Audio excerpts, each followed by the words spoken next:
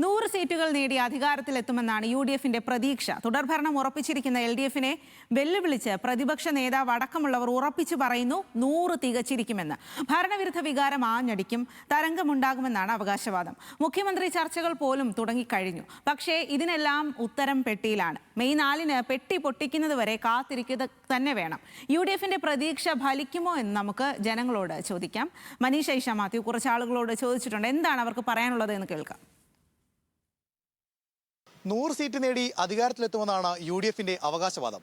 എന്താണ് ജനങ്ങൾക്ക് ഇക്കാര്യത്തിൽ പറയാനുള്ളതെന്ന് നോക്കാം. അധികാരത്തിൽ എത്താൻ സാധ്യത കുറവാണ്. ഭരണത്തിൽ ഇല്ലാണ്ട് തന്നെ അഴിമതി നടത്തിയേക്കണല്ലേ ഇപ്പൊ വയനാട്. അധികാരത്തിൽ എത്തൂല. LDF തന്നെ വരുമല്ല. പെൻഷനും മുടങ്ങി കിടന്നു വെച്ചാണ് അവര് ഭരിച്ചപ്പോ റോഡുകൾ വികസനം പറ്റൂലെന്ന് പറഞ്ഞ് ഉമ്മൻചാണ്ടി സർക്കാർ പൂട്ടിപ്പോയതാണ്.